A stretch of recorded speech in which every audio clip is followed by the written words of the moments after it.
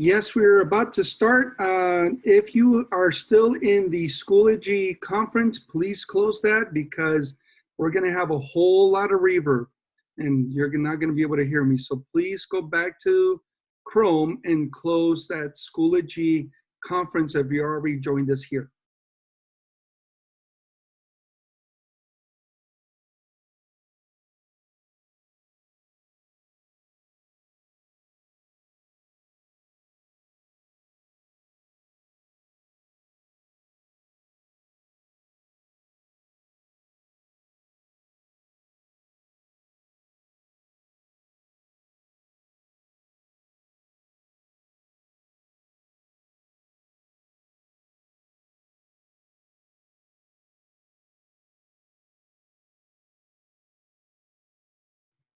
If you're in full screen, go ahead and get out of full screen, click on the close full screen, and then click on the chat so that you have the chat to the right.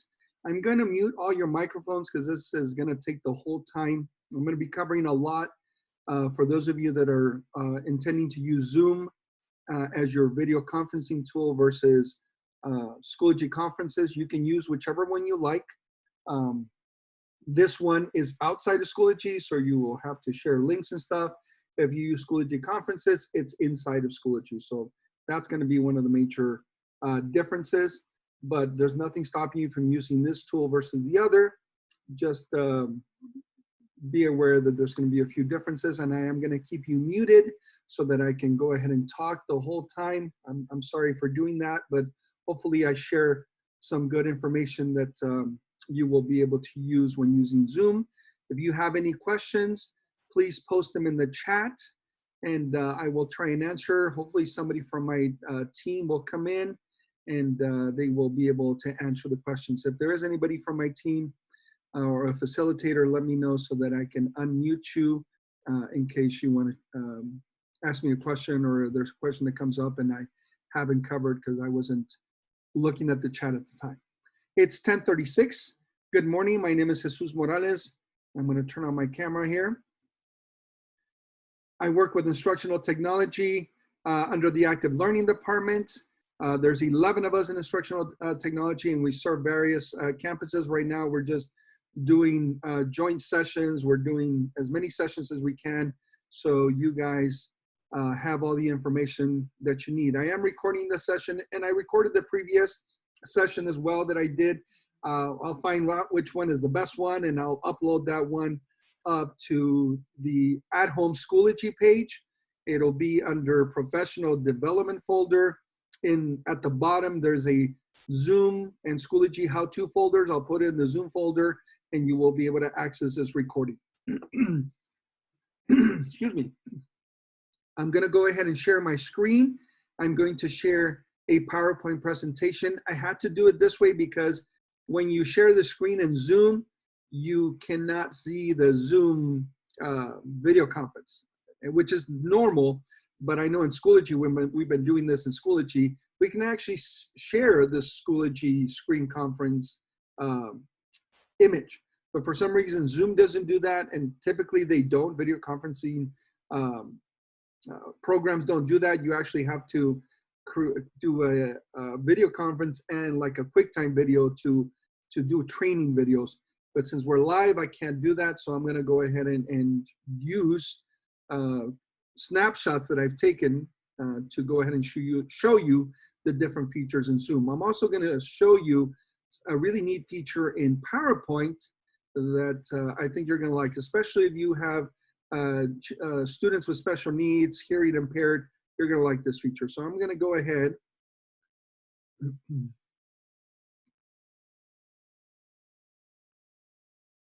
So you can see their person. You mean their video or like their little picture? Enrique. And I'm going to share my screen while that question is answered. So hopefully you are seeing my PowerPoint presentation. If you went full screen again, you can go ahead and escape full screen. So again, you're seeing my presentation and you're seeing the chat on the side. I have placed the chat. I'm lucky enough to have two screens. I have my computer screen and my laptop, and then I have a screen, a separate screen on top, so I can see the chat at the bottom and see the presentation at the top. These are pictures as the main one. So if I turn off my camera, if I stop my video, you mean that picture right there?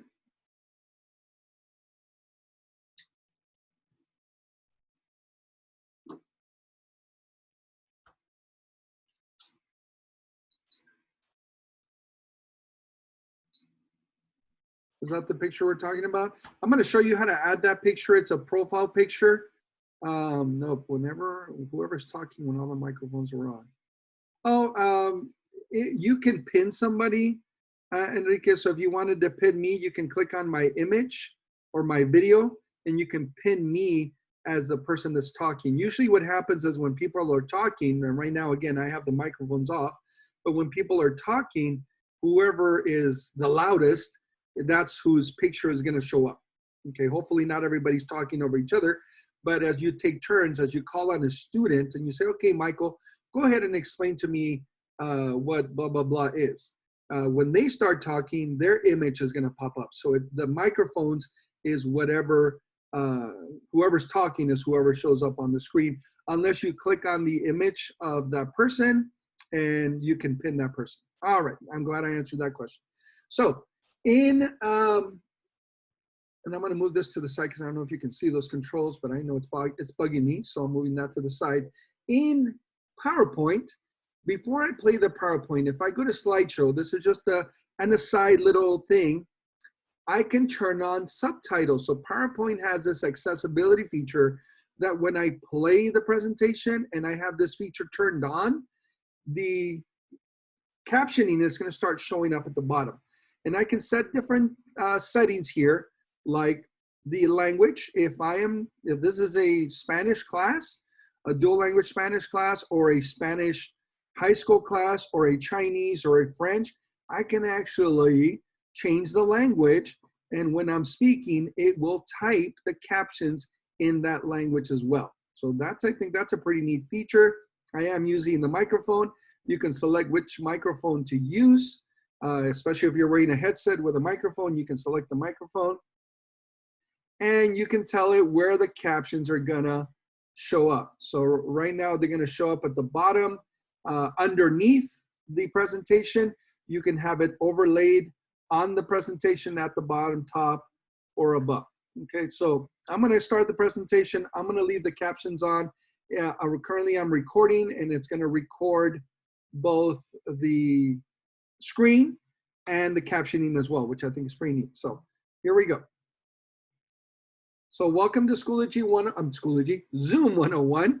I've been doing so many sessions, I'm going nuts. Zoom 101, and we're going to talk about as many things as I know about Zoom. It's not a new program by any means. We've always had Skype for Business. I know Skype for Business is not being very nice right now, and because we are away from the district. Oh, come on, start talking, be nice to me. Let me go back, let me turn this on, let me toggle that, see if that'll work, because I was gonna show you that cool tool. Hello, hello, hello. And it worked last time, now it's not working. I'm probably gonna have to do a computer restart, but I'm not gonna do that today. So what should be happening is down here at the bottom, where it says starting subtitles, and I'm sure it'll kick in here pretty soon. You will start seeing me talking right there, but it's not doing it. It did it last time. I'm probably going to upload that video since it worked there. But like I said, everything I know about Zoom, it's not a new program. Right now, they have extended, it's reconnected. They have extended their their conference time limit to unlimited. With the basic account, you only get 40 minutes because of the current situation we're in. They're being nice guys about this and allowing us to go as long as we want, okay? Let me not mute myself. So we're using a lot of distance learning and blended learning tools to include Schoology and Schoology conferences, Zoom. For the elementaries, we can use Seesaw Home Connection. So they have just recently added home connection codes that you can send to the students so that they can use Seesaw at home. Okay, so that's a nice little feature. For my middle school, high schools, you're probably using Office 365 forms and documents. We have,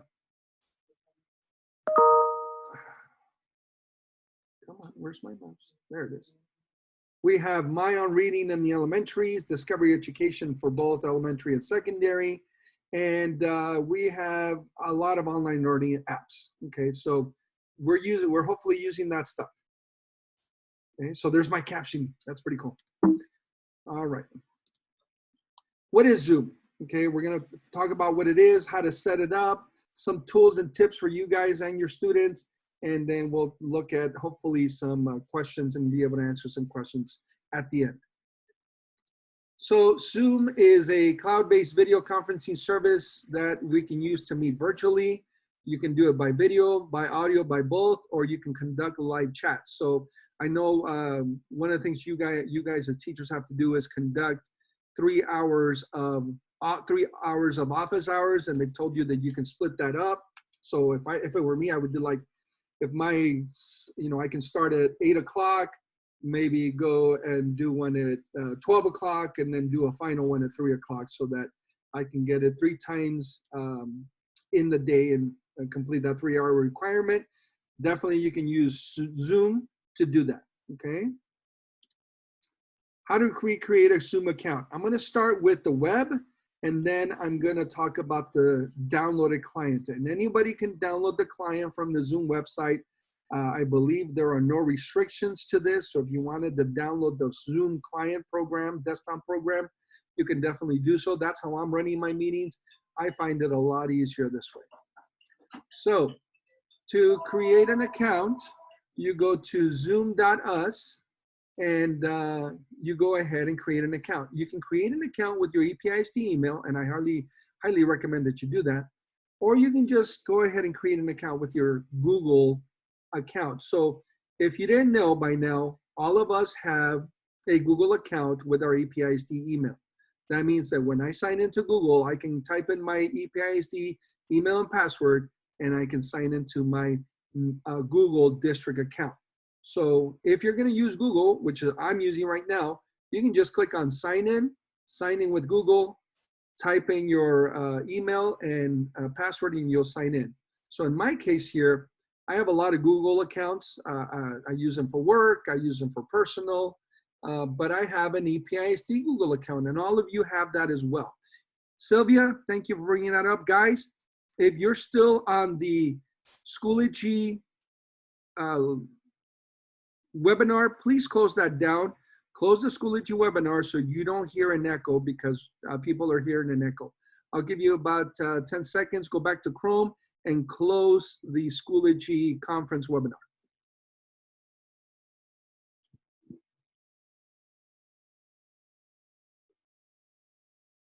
Salud.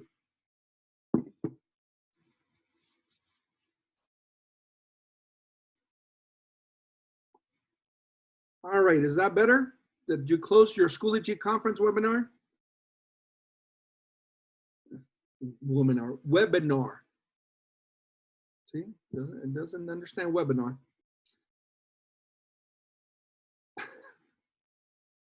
All right, can I continue? Is it no more echo?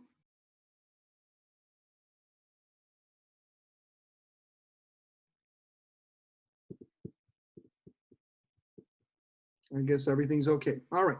So like I said, if your Schoology, your district, not Schoology, district Google account is not showing up, then at the bottom it says use another account.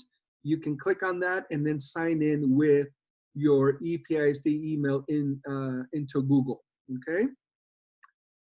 Now, when you sign in, that's what it's gonna look like. It's gonna bring you into the upcoming meeting so that you can schedule a meeting. And we're gonna talk about scheduling a meeting. We're gonna talk about settings, both in the web and on your client towards the end. So for right now, we're gonna start with meetings. And before I even talk about scheduling the meeting, if you wanted to download the client, if you wanted to download the web client, not the web client, the computer client, you click on the resources tab up there at the top, and then you click download Zoom client, and you follow the directions to install on either your Mac, or if you're using a Windows device, to install on your Windows device. Now, to schedule a new meeting, you're going to click on the blue button that says schedule a new meeting. Once you do that, you're going to go ahead and set up your meeting. It's going to have, you're going to enter your topic. I wrote Mr. Morales Monday conference, and I wrote the time. Okay, that's important part of my title. I'm going to add that anyway, but I want to make sure that's visual to the people that I'm going to be sharing my invitation with. You don't have to have a description. That is optional, but you do want to set when, date and time, the duration, and your time zone. Your time zone does not automatically come up as mountain. It actually comes up as Pacific. This company is on the West Coast. So you're going to have to manually click on that down arrow and find the mountain time zone.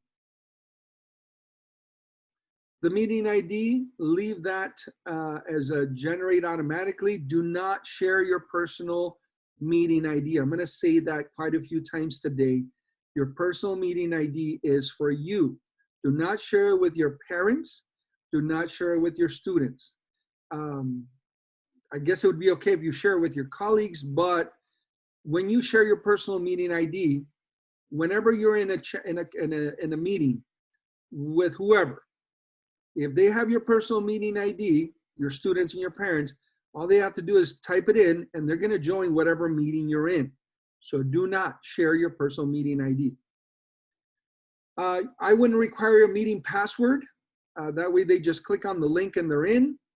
And as the host, if I'm conducting the meeting for my students and parents, I would make sure to turn on my video.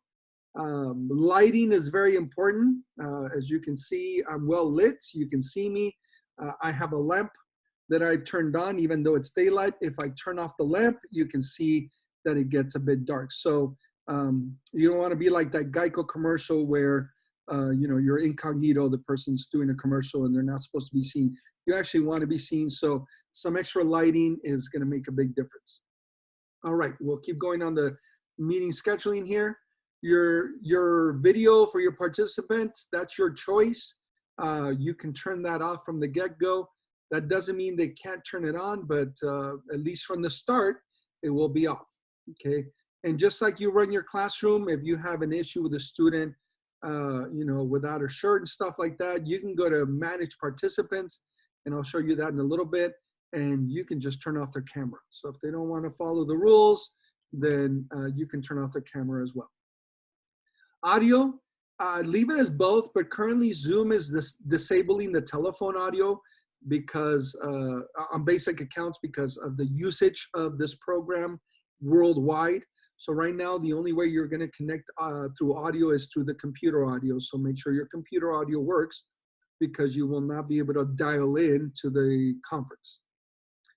Your meeting options, do not enable join before host. And I say this, we don't want our students to be in a chat all by themselves. They're going to figure out how to do this.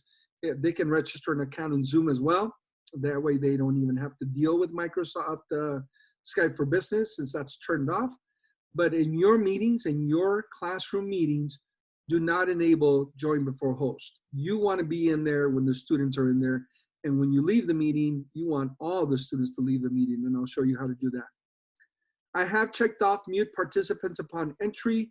That doesn't mean they cannot unmute themselves. I'll show you how you can mute them permanently like I've done for you so that there's no interruptions. Do not enable the waiting room. When you join the meeting, let them go straight into the meeting, okay? And I highly recommend checking off the box that says record the meeting automatically. You are supposed to be recording these meetings with your students.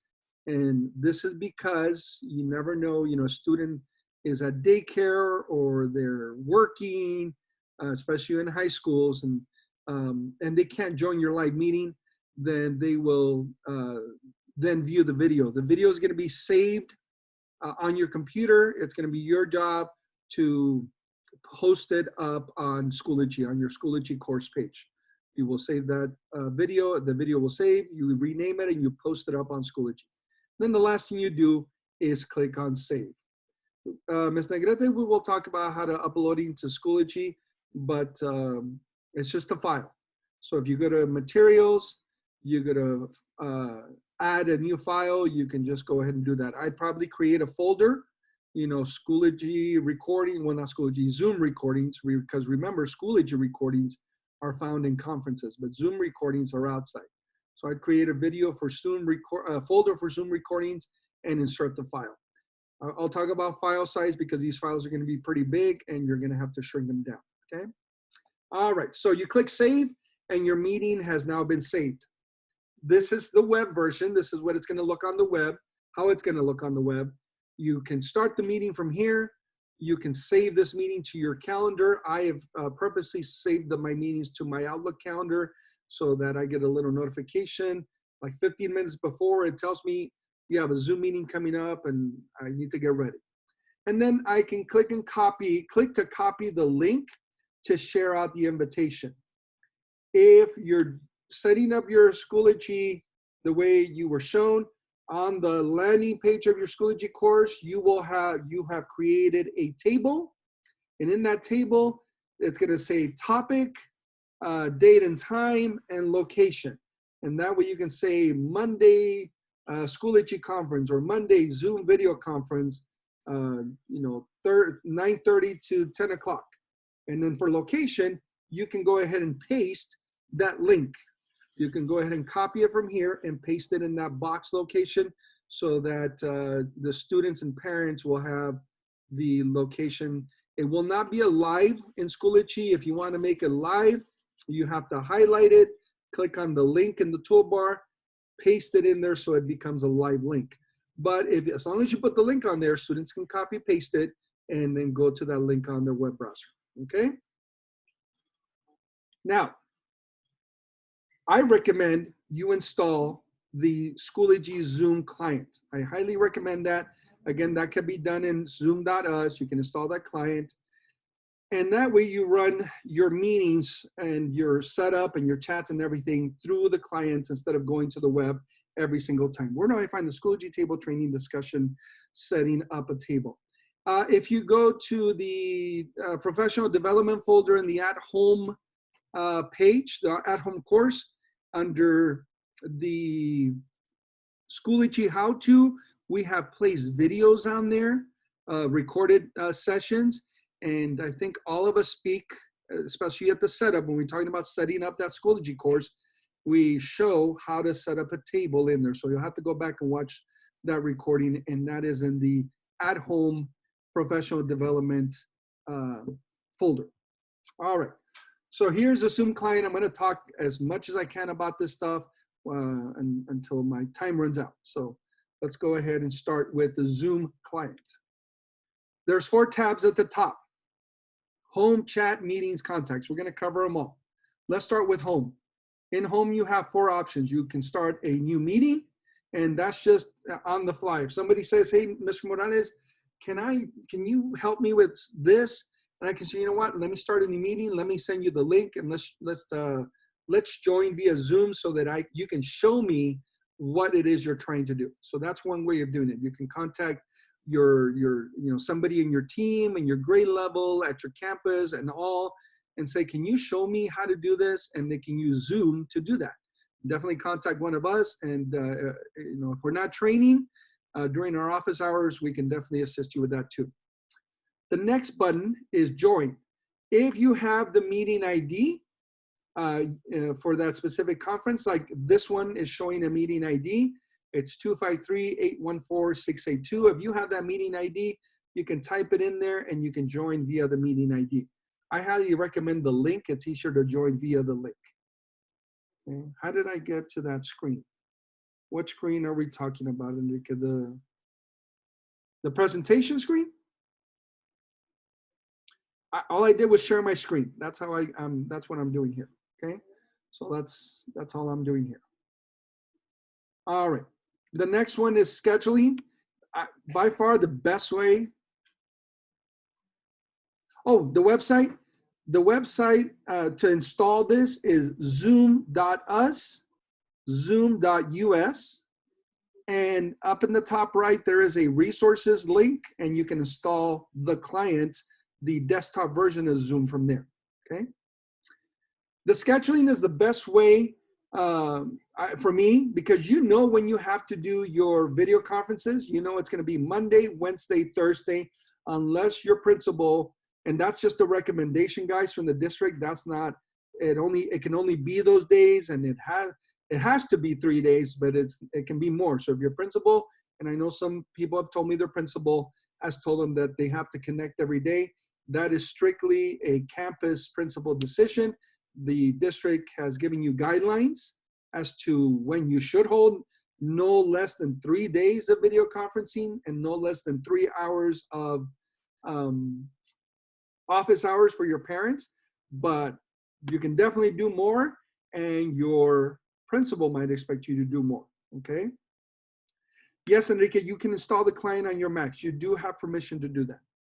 So using the schedule, that's gonna just save you time. You can schedule these ahead of time. And again, drop that link in that table, because we're supposed to have that information on our Schoology course homepage, the landing page.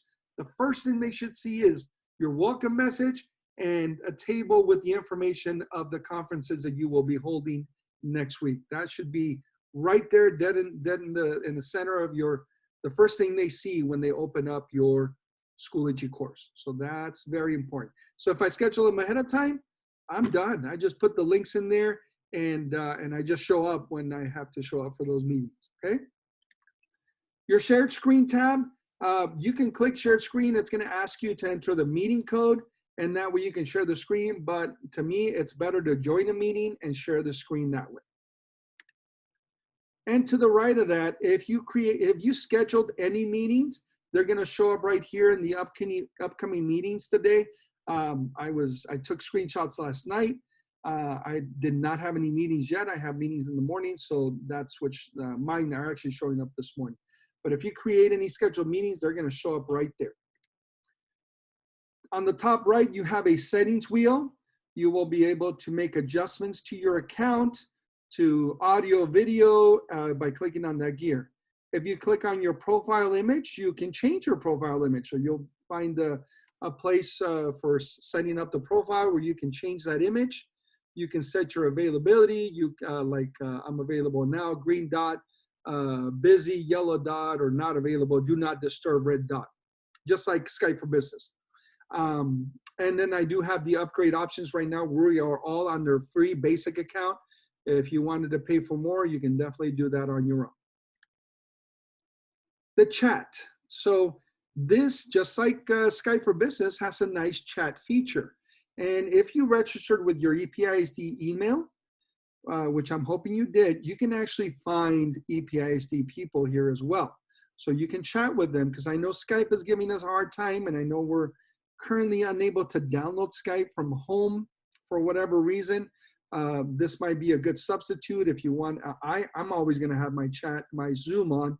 So if you needed to contact me, you can definitely contact me through this chat, okay? Your meetings tab, it's gonna show your personal ID. Notice I blocked mine off. Do not share your personal meeting ID with your teacher, with your parents and your students. If you wanna share it with your team members, your grade level members, that is up to you, but do not share your personal meeting ID. Can we use the same code for several video conferences? Yes. You can say week 20, March 30th through April 2nd, and use the same conference every single time and use the same code. Yes, you can do that, okay? This is where my meetings are gonna show up, my current meetings and my past meetings. This one is for March 30th, so I had actually set one up. And so I can go ahead and start the meeting from here. This is on my client, not on the web.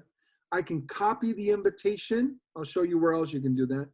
And then I can edit my meeting. So if I misspelled something, if I needed to change the time, I can do that from the edit, and I can also delete the meeting if I'm changing the meeting altogether, okay?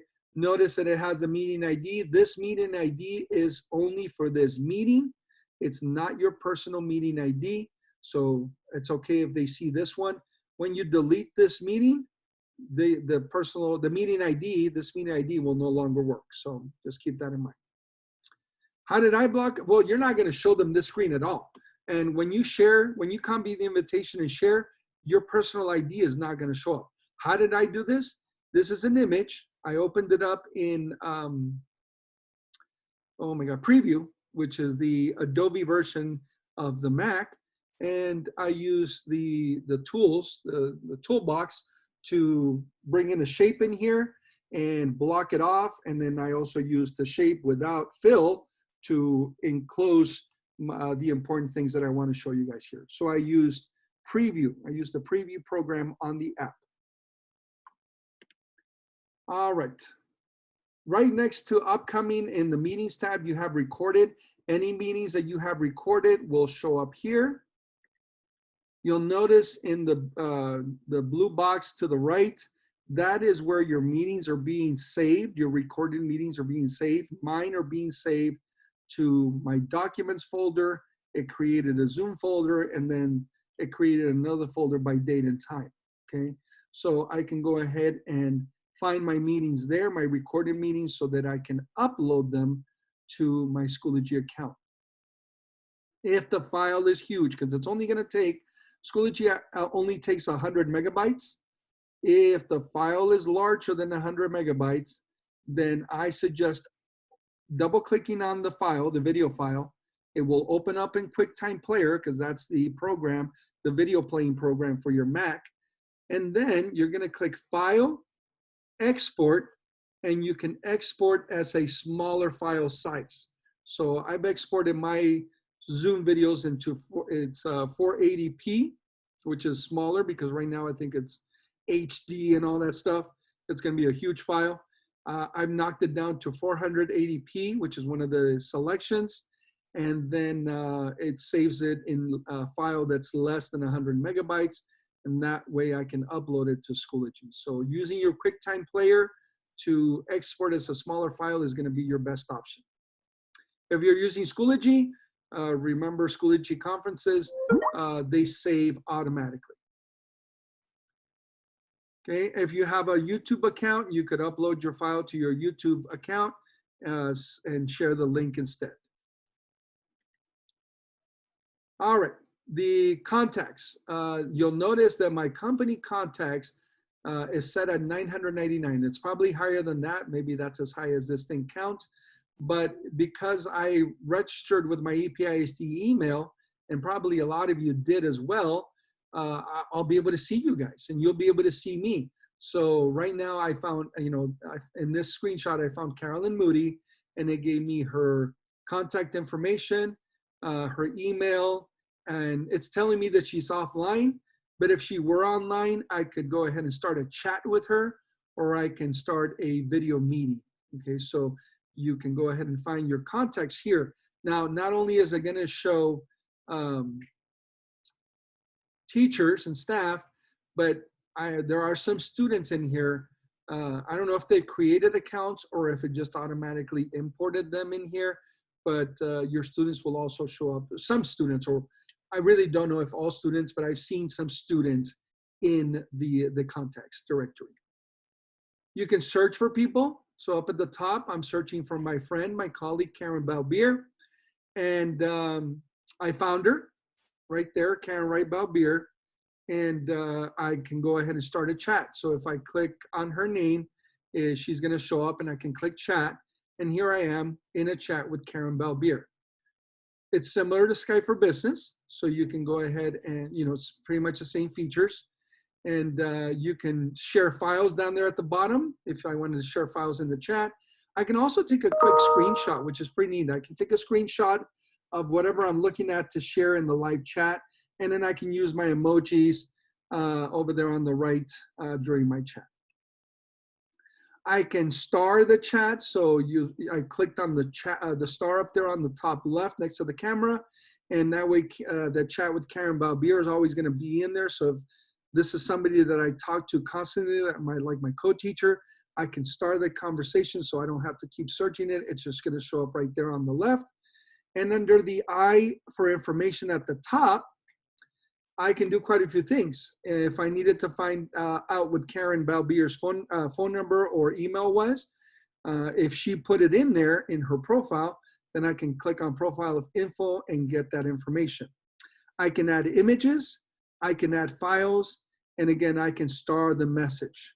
The other option I like under more options is that at the time when I was doing this, it was 11 o'clock last night, Karen Belbier wasn't online. Of course she wasn't. But I could also select notify me when available. And as soon as Karen Belbier went online, I would get a notification in my Zoom client telling me, hey, Karen Belbier's on. And that way I can say, hey, Karen, I tried to contact you last night, but you were unavailable. Is it okay if we video conference? I have to show you and ask you a few things. Please make sure you always ask. Don't just click on the video conferencing camera and expect people to just answer your calls. Don't do that. Go ahead and make sure you ask, hey, is it okay if we video conference? Chatting is not a problem because they'll answer when they get a chance. Like right now, I'm getting texts and I'm getting emails, and when I get an opportunity, I'll answer those. Hopefully it's not you, but please know that I will get to those. But video conferencing, if they're in the middle of a meeting and you start, ringing away, it's going to cause an interruption. That person's going to get mad. They're going to be like, why didn't they let me know they were going to video conference me? I could have said no right now. I'm in a meeting. So make sure that you're polite, that you're courteous. Before you click on that camera to start a video conference, you ask for their permission. All right. How do I schedule a meeting in the Zoom client? Well, you click on schedule, that schedule icon, and it pretty much looks the same except it's not on the web. So you title the meeting, you set the date and times, you generate that automatic ID, you can turn on the video host and turn off the participant host. Remember not to change the audio because it always has to be computer audio. If you leave it as telephone and computer audio, that's fine. And then you can go ahead and select to save your meeting in your calendar so that you get a reminder. The second part at the bottom of this, the advanced options, I like those last two ones. Mute participants on entry, and we saw this in the web chats or meeting setup. And we also have the ability to automatically record meeting on the local computer. Again, very important that as soon as I press start my conference, that I start recording so that I save this and then I can upload it to Schoology. Once I create that meeting, I schedule that meeting, you will see now on the right that it's showing my scheduled meeting. And so one thing you can do is you can start your meeting from here. Obviously, that's where we're going to go to start our meeting. But those three dots will allow us to copy the invitation and the URL so that we can, again, put that in Schoology for information so that we can inform our parents and our students when we're going to hold those meetings. Because this can't be a secret. They have to know when you're going to have these conferences. So that's where clicking on those three dots, that's where we get those links. Now, let's talk about joining the meeting. Again, I had to take screenshots because if I cannot share this screen on Zoom. So the only thing I can share is PowerPoints and websites and stuff, but it will not actually share this screen. So that's why I took screenshots. Like I said, the very first thing, when I highly recommend exiting full screen and turning on your chat. Okay, so right there at the top right, it says exit full screen. Make sure you click on that and then make sure that you go ahead and turn on your chat so that you can ask questions in there, okay? You're gonna join with computer audio, always, okay? And right now I think the Zoom has disabled the phone audio because again, that was turned off for free basic accounts, which is what we're using. Before you do that, if you've been having speaker and microphone issues, go ahead and click on test speaker and microphone. That way you can play with that, and you might need to change the microphone, or you might need to change the speaker that you're using so that you can actually hear. It'll be a little test. You should be able to see the meter move as you're talking for the microphone setting, and then you can press test speaker and you should hear sound. If you don't hear any sound, then you might want to click on that drop-down menu to see what's wrong, to see which I might have. It might say computer system speaker, but you might have to select the actual speaker from your computer. So keep that in mind when you are going through these audio settings. Once you join, if you're still having issues, you can click on that arrow next to the microphone if you're having audio issues, and you can select the microphone that you want to use. In this case, I've selected the built-in microphone from the computer, and I've selected the internal speakers as the output. If you are wearing headsets, headphones, they're connected to your computer, it should automatically select them, but if it doesn't, then you click that up arrow so you can select. These are wireless, so I can connect via Bluetooth, and they do have a microphone, but it's not as good as a computer, so I don't use a microphone on these. If I had AirPods, those would probably be a whole lot better. Not yet, maybe this Christmas. The camera. So a lot of you have been asking, how do I get that cool background that you have in the back, Mr. Morales? Well, there's a few things. If you're running an older, if you have an older computer, if you got your computer 2 years ago, hopefully I didn't lose my internet. Did I lose my internet? Are you still seeing me, hearing me? Okay, good. I felt like it stopped there. If you have an older computer, especially at the high schools, you guys got them about 2 or 3 years ago, the smaller screen, they're not, the processor is not high enough to use the virtual background like I am without a green screen. If you want to use the virtual background on those older computers, you actually would have to put a green screen behind you and then check off green screen, and I'll show you that in a little bit. For the rest of us that have newer computers, you can choose your virtual background so that you don't show your house, you show whatever picture you want. So here I am in my private jet flying off to the Bahamas. When you click on that virtual background, that's what it's going to look like. You are going to have the, I believe you might, and everybody says differently. The first 3 options up there at the top are from Zoom, and I think the last 2 video options at the bottom are from Zoom also. If nothing shows up, that's okay. You can click on that plus sign, and you can add an image or you can add a video. Okay? You'll have to download those from the internet somehow or from your phone or wherever to add them as a virtual background. All right. To invite people, if parents can't get into Schoology, would you recommend having the parents use a private email until they can log into Schoology? So, Veronica, for parents, if you go, when you open up your course and you click on members on the left side, there's going to be the box with the course code. Don't share the course code with parents. At the bottom, it says, it's going to say download parent codes. Click on that, download the file, and then you will see a parent code for each child. Make sure you send them the right parent code. They're going to go to Schoology.com. They're going to go and click create an account as a parent. The first thing it's going to ask them is that parent code. They'll enter that parent code. They'll set up their Schoology account with a private email, and they'll be able to join Schoology so that they can see the stuff that you're posting. The difference between a student and a parent account is the fact that a parent cannot interact in the class. They can only see what's going on in the class and only see what their child is doing in the class, and they can communicate with the teacher. So download those parent codes, share them with your parents, and again, they're private individual codes for each parent. Make sure you share the right one, okay?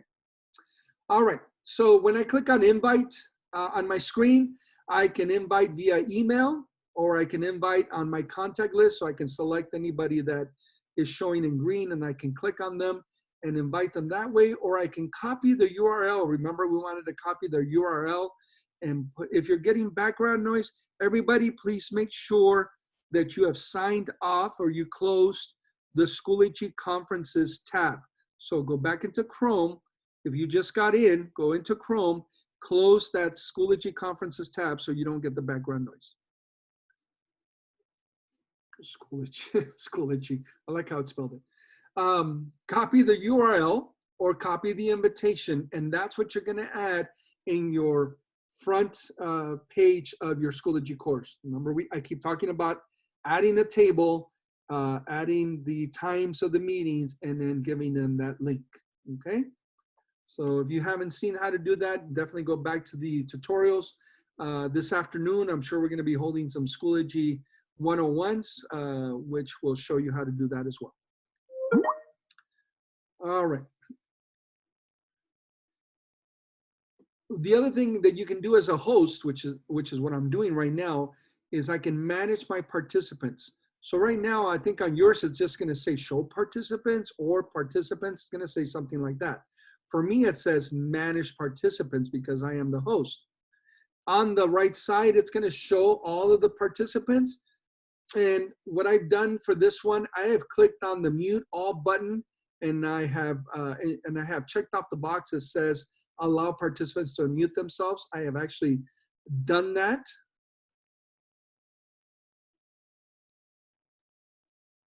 No, Veronica, your students are logging in, and the way to log in to Schoology is through class link. So if they picked up an iPad, they can, from the district, then they can go ahead and log in through class link, or if they have their personal device, they can go to launchpad.classlink.com/APISD and log in through there, okay? That's how they can do that.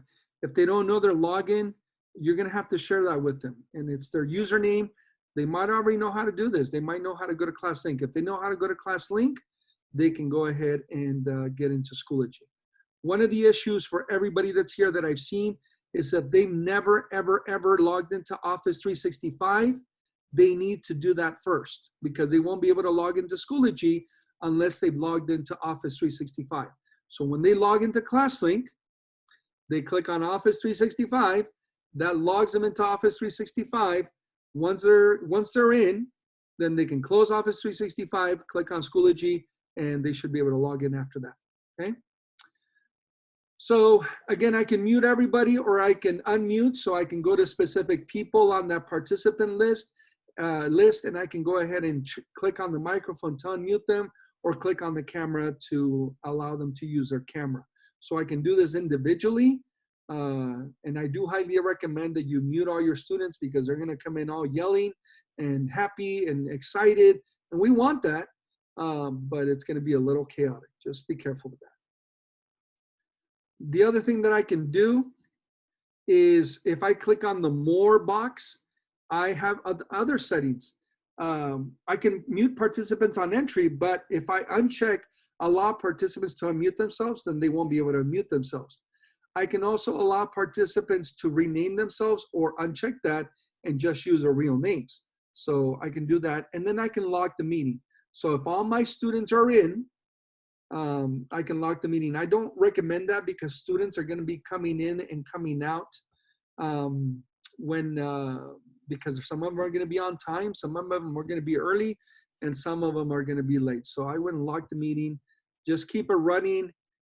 Keep recording. If somebody says, Miss, I'm late. What did I miss? You can always say, you know what? I'm recording this session.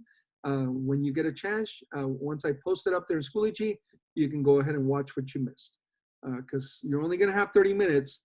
If you start all over, you're not going to be able to share what you needed to share. Okay?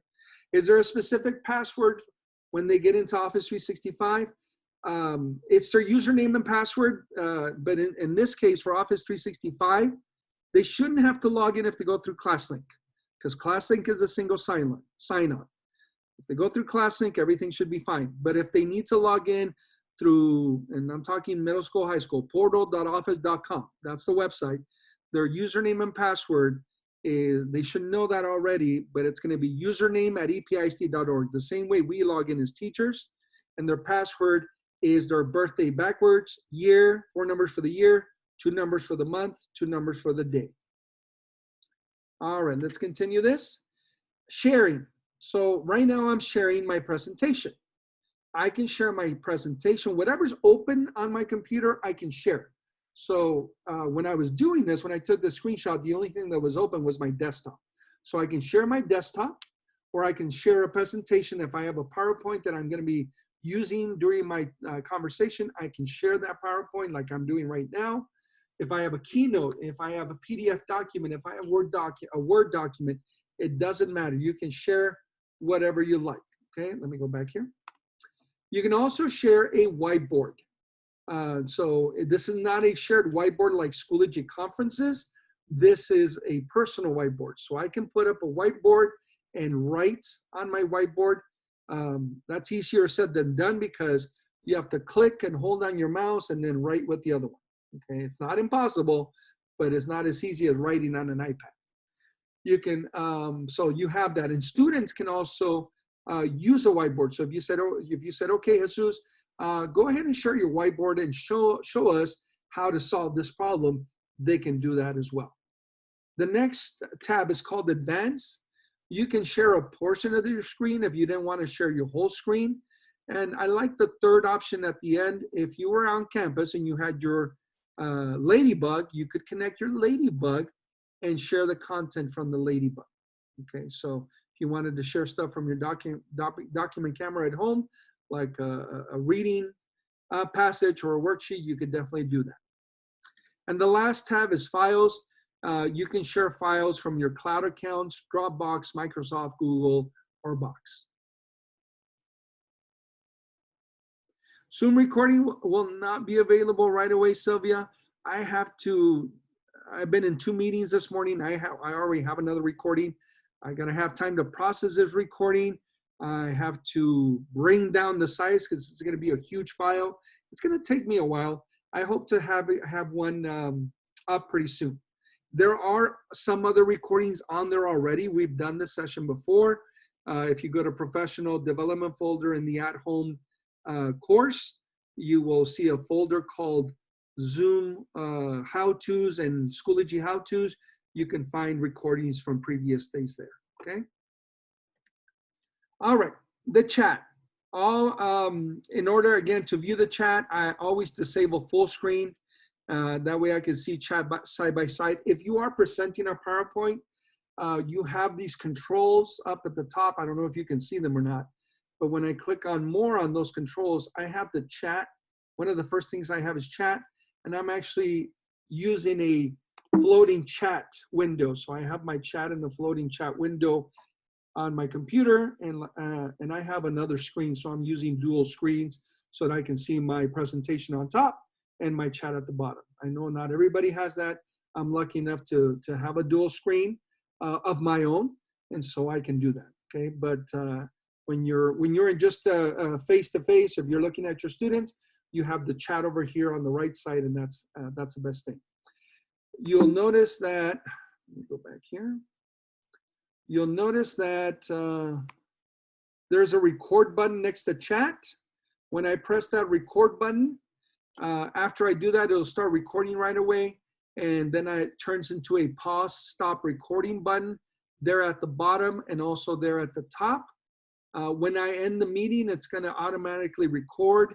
It's gonna render the recording. It's gonna take a while, especially if it's a long video. 30-minute video can take up to 5 minutes for it to render the recording, and you'll see a window that'll say it's converting the video. And once it's done, it's gonna save it in your documents under a Zoom folder, unless you make changes to that. You can go into the settings and you can tell it to save it to your desktop, okay? The ones I do with students, Zoom recordings will be available right away or after a certain time. No, Zoom recording, Sylvia, will not be available right away. You're gonna have to upload those to Schoology. Remember, I'm saying that those files, the Zoom files, are pretty large when they go into your computer. So using QuickTime to export them as smaller files is something you might need to do. 30 minutes shouldn't really take that long to create, to render, as we call it. An hour and a half minute video, that's gonna take a little bit longer, okay? I quit the meeting last time and it took like 5 to 7 minutes. So you're just gonna have to be patient, but it's gonna put in that folder, and then you're gonna have to knock down the size using QuickTime so that you can go ahead and put it up in Schoology, because Schoology will only take video files up to 100 megabytes. I hope that answered your question. The last button there on the bottom, well, almost last, is called the reactions. Your students can give you a thumbs up or they can applaud somebody if they're presenting. That's all they have. Where are these going to show up? On your video window. So on the student's video window, whether they have the camera on or off, when they click on the reaction, it's going to show up for about 5 seconds. It'll show up the reaction, whether it's thumbs up or if they're applauding, it'll show the reaction on their video window. The last button here is end meeting. For you, it will say leave meeting because you're my participants. Your students will be your participants, so theirs will say leave meeting. When you click on end meeting, you're going to get some options. Oh, there it is. You will have 3 options. You can cancel ending the meeting. You can leave the meeting and leave everybody else in the chat, or you can end the meeting for all. I highly recommend you end the meeting for all. You do not want to leave your students in a meeting all by themselves. So please make sure you click the blue end meeting for all. So kids, this is the end of our meeting for today. I am so happy to see you, and I'm glad everybody's doing great. Remember, on my schedule in Schoology, I will see you guys again on Wednesday at 9:30, or whatever your time is. Everybody say goodbye. Goodbye. Go ahead and wave. Awesome. And I'm going to go ahead and end the meeting, and we'll see you on Wednesday. You'll click end meeting. You'll click end meeting for all, and the meeting will be done, and the recording will be saved. Yes, the background is under start video next to the little caret next to start video down there at the bottom. So down here, and you can change your virtual background. If you have a newer computer, that should not be an issue. If you have an older computer, like I said earlier, you'll have to have a green screen behind you, okay? Your processor on the older computer does not handle the new background feature in Zoom. Oh, wait, I skipped one. This one's very important.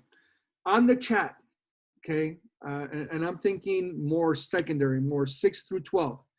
If you're worried about private chats going on in the chat, when you click on the 3 dots, you can go ahead and make those changes.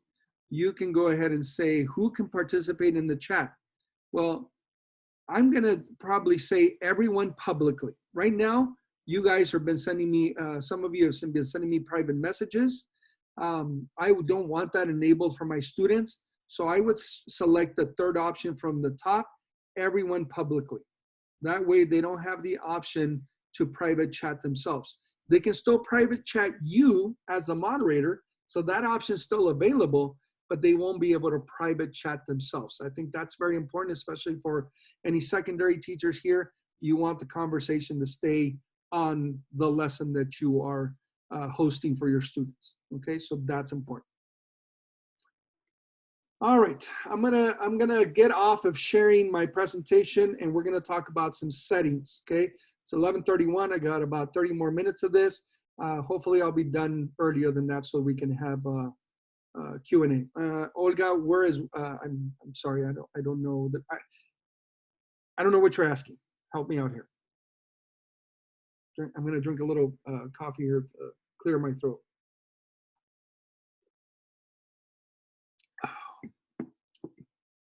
All right, so I'm going to unshare. And all I do is click on, when you're sharing, you click stop share. There'll be a red button that says stop share. Maybe that's what you're asking. And you can unshare your screen. So now I'm back on my Schoology conference with you guys. I'm going to share my screen again, but this time I'm going to share the Zoom website so we can talk about settings. And then I'll share my Zoom clients without the video conference so that we can show settings there as well. All right. Let me go back here and share again. And here is my Google Chrome. All right, let me know. Give me a, go to your reactions. Give me a thumbs up if you can see the Google Chrome screen. Let's practice those reactions. If you're in full screen, if I kicked you in full screen, remember to get out of full screen.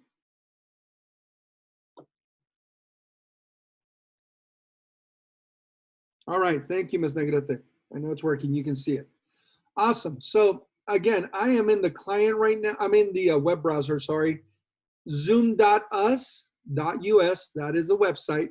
And if you click on resources over here at the top, you can download the Zoom virtual client. And like I said before, you should be able to install it on your computer. I have not heard of any issues to do this. I'm already in my account, so I'm gonna go ahead and log in. And remember, it always logs you into meetings. So the one thing I want to talk to you about here is settings. So under my meetings place, I have my profile. And so I can change my picture here. So I can click change and change my picture. I can also zoom in on the area that I want to share. Okay, I don't have to share everything. Okay, there it is. And I can also delete my picture if I don't want to show anything up there. Okay, under settings, there's a few things on here. I'm gonna go as slow and fast as I can. Obviously, you want to start meetings with host video on. If you're conducting meetings with your students, that's the best thing. That's why we're doing this, right? So they can see us, so they can connect with us again. So make sure you set that to on. Your audio should be selected to telephone and computer. Don't select any passwords or anything, just leave that off.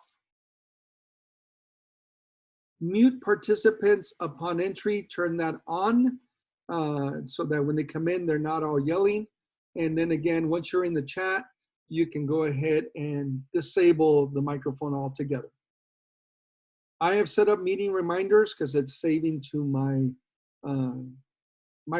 Outlook calendar. So that's for me so that it can tell me, hey, you have an upcoming meeting, because sometimes you get busy working and you forget. I have allowed the chat, okay?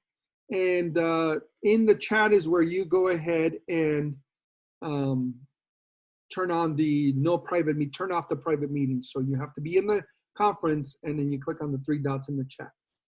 I definitely wanna, I don't know, I mean, this is, to me with teachers, I want you to be able to save the chat, especially if you shared information on here. If somebody was monitoring my chat with me, and Sharita's on here. Oh yeah, Sharita.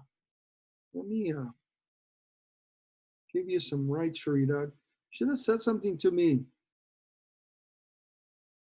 I'm gonna unmute you and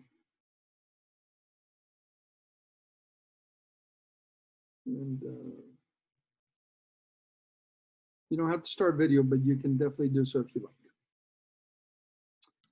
All right, and so Sharita could be monitoring my chat, so you can have somebody monitoring the chat. Especially if you're teaching, if you're doing this together, if you're doing this video conference together, one of you can talk while the other one checks the chat, and then you can switch the roles. So definitely the allowing the saving of the private chat to me is a good thing. With students, it depends. I don't see a big issue with early childhood, K through 12, 3rd through 5th. You're just gonna have to monitor that. Remember digital citizenship.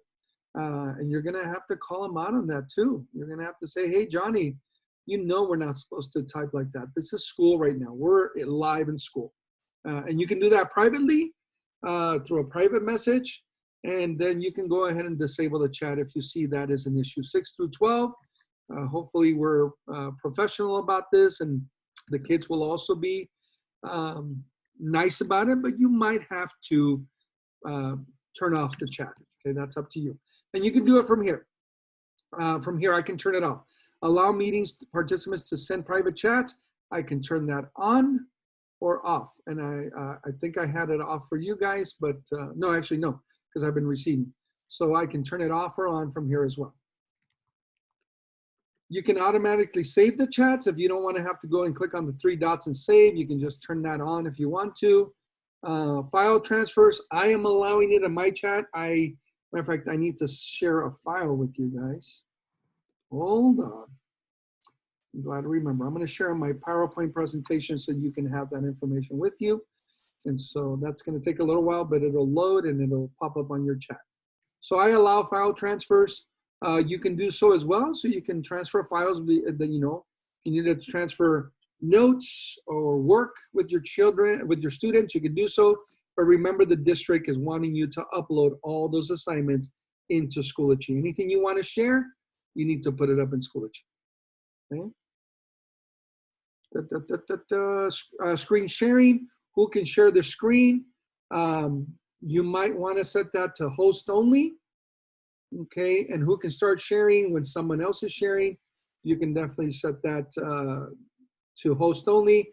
In the chat itself, in the video conference, if you click on the up arrow next to screen sharing, you can change that. So you can manually change that when you're in the chat if you want to allow students to share what they've done, okay?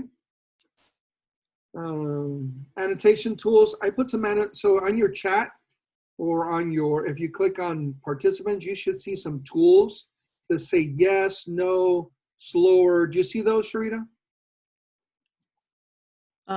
Say that again. Jesus, I was monitoring the chat, sorry. If you click on participants, you should see some little tool, like a little toolbar that says yes, no, slower, faster, or go slower, go faster. Does that show that for you? No, I don't see that. Jesus. Let me see, what does it say? Allow participants to use annotation tools to add information to shared screens. Ah, it's only during shared screens. Okay. Yes. Okay. I mean, I can, this is what I can do right now because your screen is being shared. Mm-hmm. I can annotate right now. Ah, that's what it is. Yes, it's at the top of your screen, but it's during your shared screen. Yes. I can go up and I can take control. Yes, and the other option here is called nonverbal feedback. Participants in the meeting can provide nonverbal feedback and express opinions by clicking on the icons in the participants panel. So if you click on participants, you'll have a little panel open up on the top, and then you'll see some buttons at the bottom. And they should say yes, no, go slower, go faster, more. You should be able to see those. So I've enabled that as well, so that you guys can share some nonverbal feedback besides the reaction. I see that now. I see that, Jesus. So if you needed me to slow down, you could click on slow down, and up there at the top, I'm seeing the icon for slow down. So I would have to have my participant window up as well, on top of the chat to be able to see those. So I've turned on two things: annotations while I'm sharing my screen, which Sharita showed us how to do that, and then I've also shared my nonverbal feedback. I've also turned on my whiteboard setting. So that's also a good one to turn on so that students can use the whiteboard and share the whiteboard with us and show us their work, whatever the work might be. Go down. Virtual background, I've allowed you to change the virtual background, and some of you have virtual background. I know Sharita does. She's got a virtual background. So do I. You can definitely go into the camera, the video, up arrow, down arrow, depending on how you're looking at it, and you can change your virtual background. So I have allowed that. It's up to you. Hopefully it'll be a fun thing, upper grades, secondary. As long as it's appropriate, I don't have an issue. Right, Sharita? Yes. I like the background because I can subtly put in some content. For instance, this background that I'm using, I don't know how many students are familiar with Katherine Johnson and the Black mathematician who helped get that spaceship launched. But I don't know, I may change it periodically, just kind of subtly put it there, and because it will grab their attention. And that's a perfect segue into maybe what I'm teaching that day. It's kind of maybe like the hook, but it's teacher preference because you definitely don't have to have it. Right. You don't have to, you can change it whenever you like. Yes, ma'am. Absolutely. And Jesus, while I'm speaking here, there was a comment. I just want to bring it to the attention of everyone in case you missed it, because sometimes you can miss things in the chat. But it was, will all students need to have an account? And that is no, because the teacher creates the account and just make sure they have that link, and you give them, make sure they get that link and they click on it, and they can go in into your session. You may need to walk them through it, you know, to have them to allow certain things and to click on the speaker, but they do not have to create an account.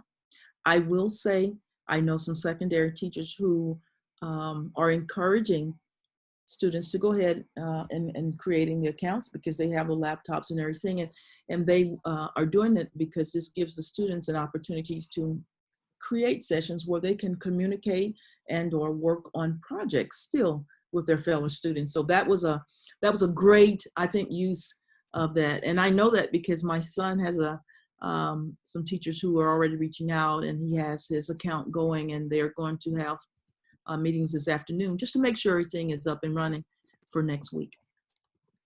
Yeah, that's a great idea that our middle school students they probably figured this out a while back when we disabled Skype for Business. Mm-hmm. They probably said, you know what, let's just go ahead and use Zoom.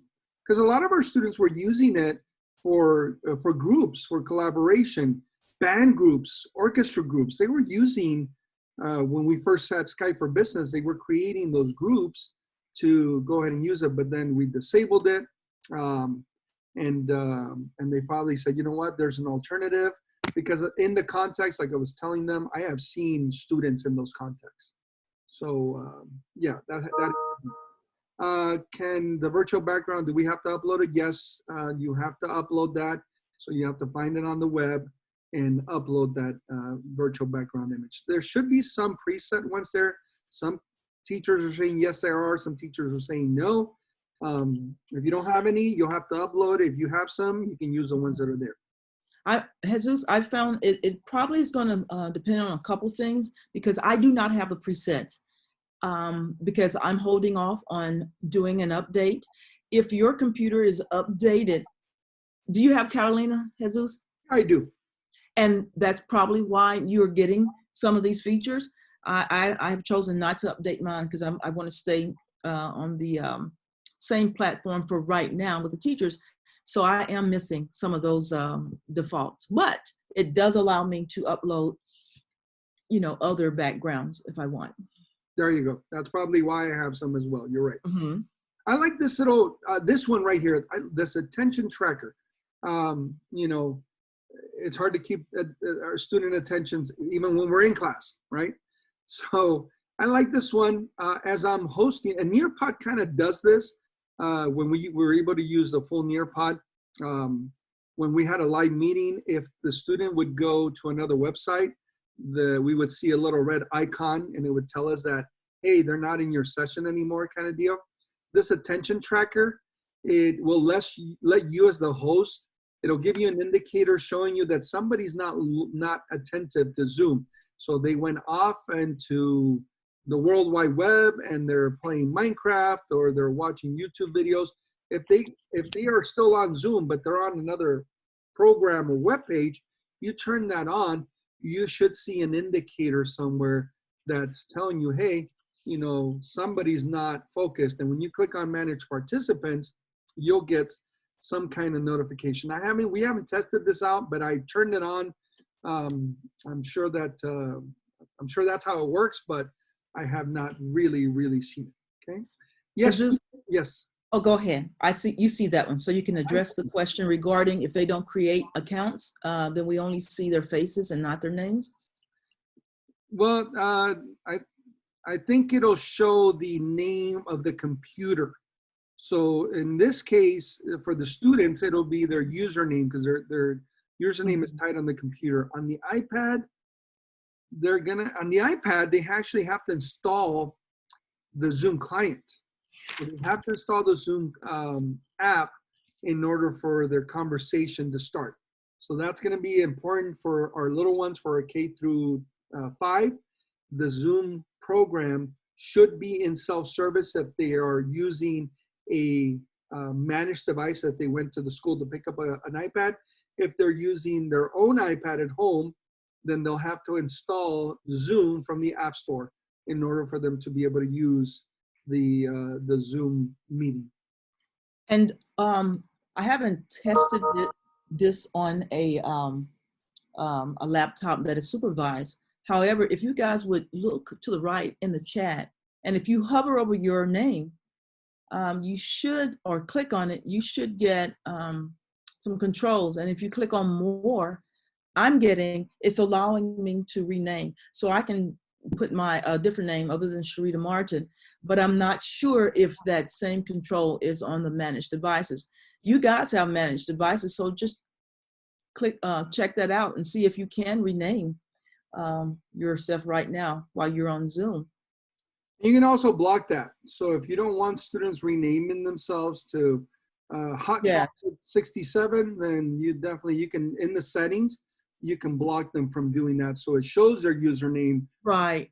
But I only brought that up because if it brings in their laptop name, that may not be apparent who that is, even though you see their face. And something else we need to keep in mind, some of them may have some trouble with their cameras.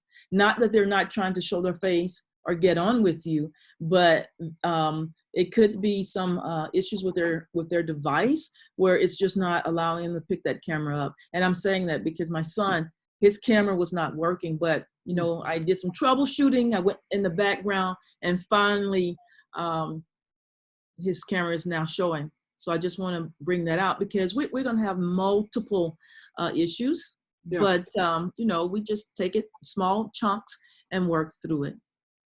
All right. Okay, yes. perfect. I changed my name. Okay. Students may or may not be able to. It just kind of depends because some of the rights that you have, even though your computer is managed, you probably have a little bit more rights than they do. So we just need to, you know, kind of take this all in stride. Yeah, exactly. We're going to have to, you guys are going to have to do what we're doing, troubleshoot with your students as you're doing these live conferences as well. Okay, so hopefully you're getting a lot out of this so that you can transfer that on Monday when you start these conversations. All right, now I'm going to show you my Schoology, not Schoology, see, I keep mixing these up. My Zoom client, my installed client. Do you see it, Sharita? I'm sorry? Are you seeing my installed client here? Yes. Okay, good. I just want to make sure everybody can see it. Because some of these settings that I'm on the web, I can actually manage through the client itself, okay? So when I click on the settings here, I can do a couple of things. You have your general tab where you can— You know, Jesus, no, I do not. I'm sorry. I still see your web because I still see my annotation on that page. And you're not seeing my client window come up? Well, what I'm seeing, and I thought you were pointing, I see your cursor as you're moving it around, but I do not see what you're referring to in your client. Okay, well, there in your client, there are, and nobody told me that in the last chat, and I kept saying, oh, no, the client. Okay, well, do this for me. Go to something and specifically talk about it within that client, and I will double check right now, because right now I am still seeing you are on your meeting area where you were going through the options. Do you see the settings screen right here? I see meeting, recording, and telephone. Okay. Let me see. I'm going to use desktop too. Ah, I know why. Okay. Now do you see it? I see that you're making changes. Should be popping up. I see that you're moving that window around. Oh, gee, do you see the window now? I see the window. All right, that's what I wanted to show. Okay, good. I was stuck on, I selected Chrome browser instead of the desktop. That's why you couldn't see it. Well, and you're seeing my client window, my Zoom client window, right? Okay. What I see is your Zoom web page. Now, the window that I saw you brought up, you were moving it around. Okay, now we just see your desktop with an ocean. Oh, you don't see the settings? I do not. How about now? I see a settings window. Okay, good. Right now. Perfect. That's where I want to be. So when you click on the settings icon on your client, which you're not seeing my client, you will get this window. So let's talk about these settings really quick. It's got about 7 more minutes. Automatically copy invitations. I like that automatic. It's going to put it in my my clipboard, and I can go ahead and put it on my email, or in your case, you can put it on your Schoology page. As soon as the students come in, one of the things that you've been asked to add to your Schoology page, to your Schoology course, is a page with a table with your meeting dates and times and the links. If you're going to be using Zoom, you're going to have to share the link ahead of time. So make sure that you schedule those meetings ahead of time so you have those links and you can put them on the table, okay? I like the ask me to confirm when I leave a meeting, because remember, we want to end the meeting when we leave the meeting and not leave the students in a meeting all by themselves. I think that's very important. It's showing my meeting duration. So I've been on this meeting for 1 hour and 25 minutes. And then it's adding Zoom to my Mac OS menu bar up at the top so that I can open up this control window from there if I needed to, okay? You have theme options, you have reaction skin tones as well. If I go to video, you're gonna see the virtual background here, my camera. You're also gonna be able to choose between different cameras. If you have a computer that camera is not working, but you have a webcam, you can plug in that webcam. And I know Karen is one of those. Karen Balbier's camera is not working for whatever reason, but she's plugged in an older webcam, and you will be able to choose the camera from here. And you know, Jesus, excuse me, Dad, students, if their camera is not working, that might be an option for them. And I stress might, because their laptop is restricted. I mean, they can't even use the USB anymore. So again, we are, entering uncharted territory.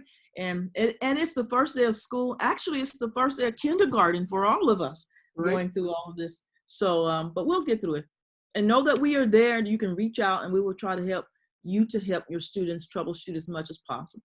That might be an issue with our secondary, you're right. Plugging in a USB camera, that might be an issue. We'll have to play it by ear, right? Yes. Okay, so a few things that you can set here, and this is for your own personal camera usage. If I click on advanced, the background camera noise and stuff like that, the filtering, you can set that up. But that's more of a personal type thing. On the audio, this is where I can make sure that my microphone's working. Look at that. And then I can also test my speakers. If I hear sound, I know it's working. The biggest issue I've seen is that it might be set as same as system, but it's not recognizing your audio device. So you might want to click on that and then just select the speaker so that you know it's going directly to the speaker. On the mic as well, if you're using headsets like these have a mic, but if the mic's not that good, then you definitely want to switch over to the built-in microphone on your computer. So that's very important, okay?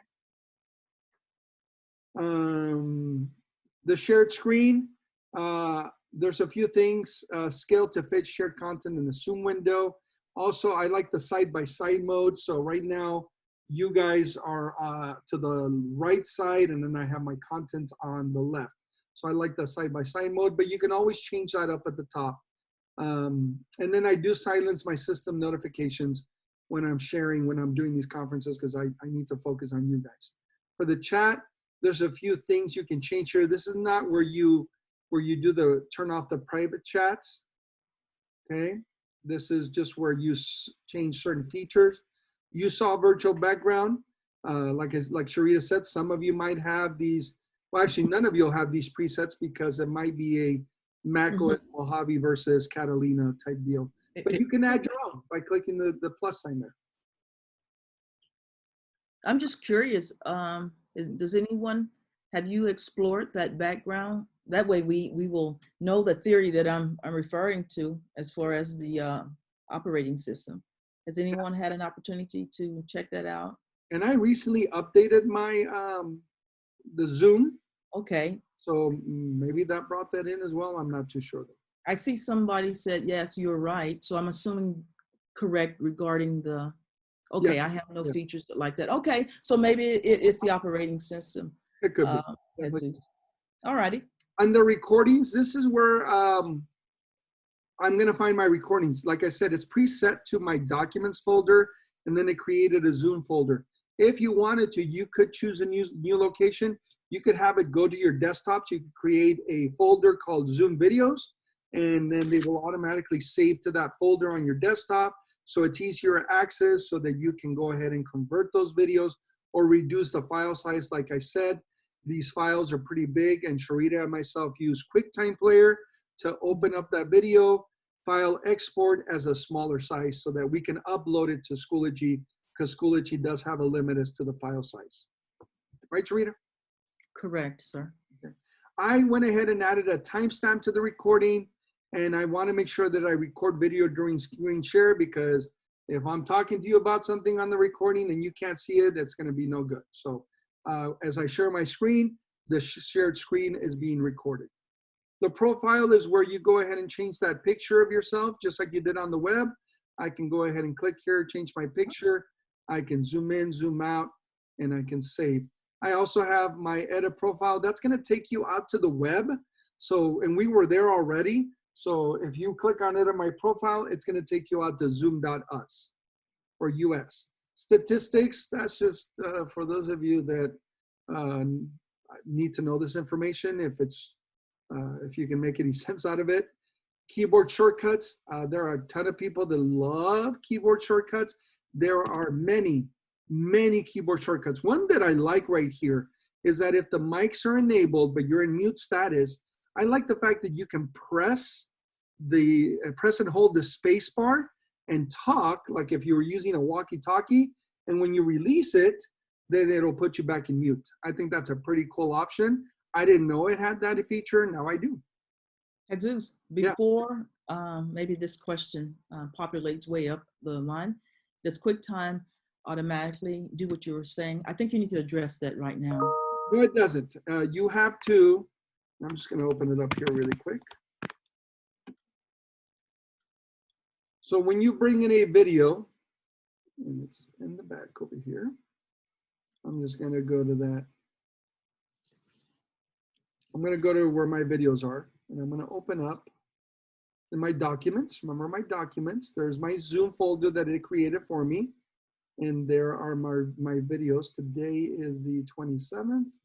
This is my video, and it says Zoom_0.mp4. That's the video. Yes, you can rename this. This was my morning meeting, so I would definitely rename this. And then I would click to open. So when I click it and select open, it's going to open up in QuickTime Player, because that is the video player for the Mac. Right, Sharita? Yes, sir. Okay, so while it's doing that, I actually opened it up down here. Let me bring it up. Let me bring it up to my desktop. So there's my video, and I can click play, and it'll start playing my video. But this video, it's huge. It's a huge file size. So what I need to do is I need to click on File up here at the top where it says QuickTime Player. And then down at the bottom, it says Export As. The lowest size that you can export is 480p. Okay? It's going to take a while, especially if it's a big video. This is an 1.5 hour video. It's going to take a while, but it's going to convert that video into 480p. It's going to be less quality, but it's going to be smaller size. It'll still be good for the web, but that's what you're going to upload, because right now, and I'm going to bring this up again. If I look at that video size, documents, what happened here? If I look at that video size right here, and this one's not too bad. It's 154 megs. Okay, it's 154 megabytes. The largest size that Schoology will accept is 100.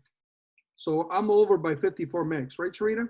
Yeah, yes. And let me just say this, and this maybe is getting a little bit, excuse me, more technical, but just something to have on your radar.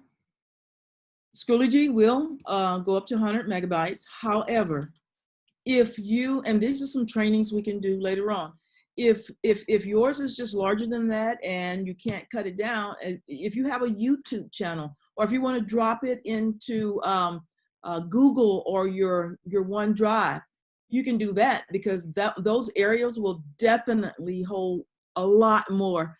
So, and then you can link it to your Schoology or embed it, which I like because it just looks good on the page.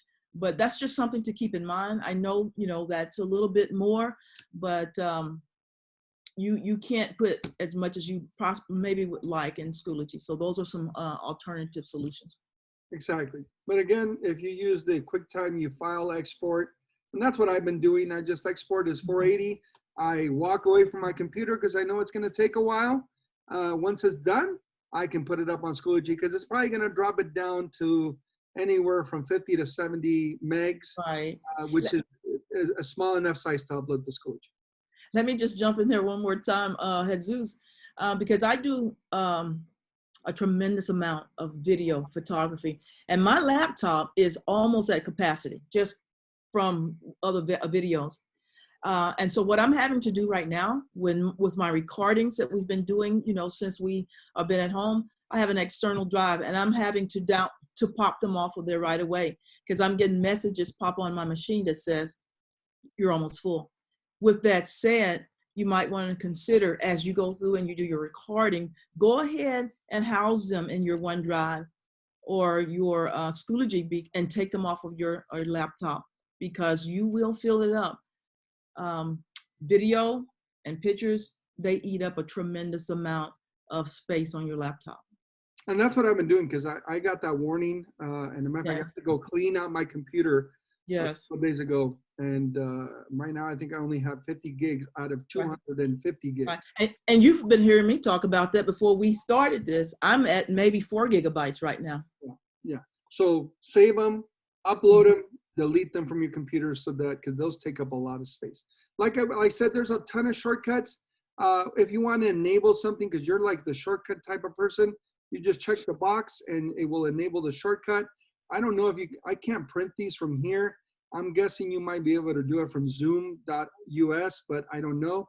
There's a lot of shortcuts here. If you're a shortcut kind of person, go ahead and turn some of these on or become aware that what you have to do to access those shortcuts, and then you can do that from there. Okay. Jesus, the question. Address that last one because it's different from Schoology. Right. In Schoology conferences, the recording will only last 7 days. In Zoom, there is no limit. As far as I know, there is no limit as to how long it will last. Well, but in Zoom, remember, it's not Zoom, it's on your computer. Yes. That's the important part here. It's going to last as long as you keep it on your computer. Because even though I showed you, oh well, you can't see it now. Let's see. Can you see the chat meeting? You probably can't. I showed you in the PowerPoint that if you go to meetings, it'll show you recorded conversations or meetings, but it'll show you the path. So it'll tell you where these are being saved. So they'll last forever as long as you keep them on your computer. Is that right, Charita? That is correct. I mean, because once Zoom does not store your video, at least not where we can get to it. They may have it on a hidden server or what have you. But once you end that meeting, right away you're prompted and you'll see a little bar and it says it's rendering or it's downloading or it's converting your video, and that's yours at that time. So you can have it for however long you want. But like I said, what I'm doing, I'm taking it off of my computer and I'm storing it on a external drive until I can get back to it to convert it so I can put it or hang it up somewhere. Okay. I hope that answered your question. I think it did. He's also asking if we link a YouTube video, does that take space from our capacity? No. No, absolutely not. Yeah, you just have to get rid of it. Once you upload it to YouTube, delete it from your computer and you regain that space. The link on the YouTube is storing that video for you on their server. Okay. Zoom does have a cloud server, but that is not a free feature. So you would have to pay extra for their cloud service for them to store your video on cloud service. I use Screencast-O-Matic, and I pay for their program, and they store my videos on their server. So it's a little different, but Zoom doesn't do that. The last thing on here is your accessibility. I tried closed captioning. Matter of fact, you can turn it on from the Zoom.us settings. But what it really turns on is the ability to enable somebody in that chat to type in closed captions. So I could enable Sharita, and as I'm talking, if Sharita were a super fast UIL typist, she could go ahead. Absolutely. I'm honored to know the one person that I ever knew participated in a typing UIL contest. Yes. So Sharita, if I give control to Sharita to become my closed captioning typist, then she could type. So it's not live closed captioning, it's write closed captioning, which Schoology Conferences also has. But I showed you guys today how to use Microsoft Subtitles so that when you do go live, it actually captures your audio as you're speaking, and it's typing the subtitles for you. So that's a really neat accessibility feature in Microsoft, especially if we have students with those needs, deaf ed community that we have at certain campuses. Okay, that's pretty much it. Sharita, do you have anything to add before we close it off? We gotta. No, I just want to say, you know, I know this is especially if it is your first time to use Schoology, if it's your first time to use Zoom, and also trying to prepare your lessons and get ready for the students next week. This is overwhelming. It can be, but I suggest, you know what, just take it in small chunks, because next week, even by Friday, you will probably still not have every student, say secondary, on their Zoom because of issues that could happen. So just try not to stress, try not to. I know that's easier said than done, but again, we are here, and I know I'm having little, I will have more little pullouts and evening tutorials with the schools and the teachers that I serve. So just hang in there, shoot us emails. I think I can say that for Jesus already. Shoot him an email, request extra help. He has no problem in doing that, because I don't forget where I come from. And I can imagine right now being a teacher and having to, especially secondary, having to provide all of this from home for 150 or 200 students. So please don't hesitate to ask. Yeah, that's right. And all we're asking is to refill our Starbucks card, so we'll give you our number. I prefer the apple juice. Ms. Negrete, you had a question. Go ahead. Just kidding, Miss.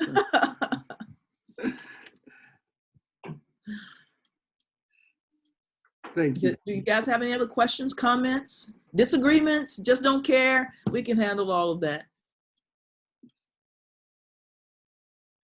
So, Sharita, do you know of any sessions going on this afternoon? Are you hosting any sessions? I am not hosting any public, if you will, sessions. I have some that I'm going to be working with in the feeder pattern, some of the alls, but I do not know. But the best way to find out, just pop back into that at-home EPISD course and go to the conferences. And if there are any going on publicly, they will be listed right there. Okay, good. Yes, Ms. Alame, as long as you give them the link, this will hold up to 100 participants. Mm-hmm. So Zoom can go up to 100, including yourself. So 99 plus you can be on a Zoom conference. You're very welcome. All right. So again, contact us via email. Now you can contact us via Zoom chat. So I know Skype for Business has been a big issue since we started. We can't download it at home. So if you hadn't downloaded it before, there's a huge issue with that. Skype does work in the email, but I don't always have my email on, but the client turns on automatically as soon as I log in. So if you send me a chat message here, as long as I'm on my computer, I'll be able to see it, and we should be able to respond. So thank you so much for joining us. And I hope you got a lot. I have recorded this session. I'm going to look at both recordings, the morning, this afternoon, see which one is better. This one was a little longer because I got started late in the morning. I'll probably upload this one so you guys can go to professional development under the Zoom how-to folder. we'll post the recording there. For Schoology, there is a Schoology how-to, and we'll post recordings there as well. Thank you so much for your participation. We'll see you later. Bye.